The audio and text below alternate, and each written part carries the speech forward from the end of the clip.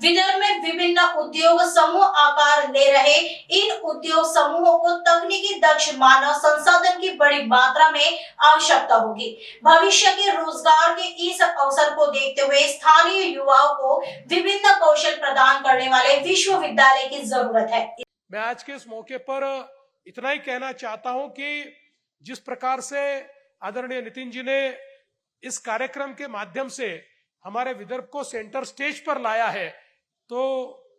इस अपॉर्चुनिटी में हमारी महाराष्ट्र की सरकार भी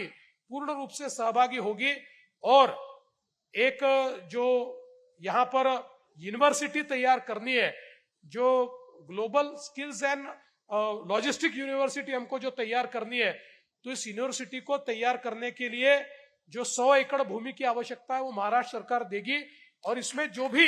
बाकी चीजें करने की आवश्यकता है वो निश्चित रूप से महाराष्ट्र सरकार करेगी, क्योंकि हमने वैसे भी वर्धा और नागपुर के बीच एक लॉजिस्टिक पार्क की घोषणा की है और अनबलगम जी अब उसको जरा तेजी देनी पड़ेगी, क्योंकि लॉजिस्टिकली नागपुर एक बहुत महत्वपूर्ण शहर तो बन ही चुका है, लेकिन जब मैं नागपुर की बात करता हूं तो नागपुर हो, वर्धा हो या आसपास का सारा इलाका हो, क्योंकि अब हमारा समृद्धि महामार्ग ये हम लोग गोंदिया तक ले जा रहे हैं, ये चंद्रपुर तक ले जा रहे हैं, ये हम लोग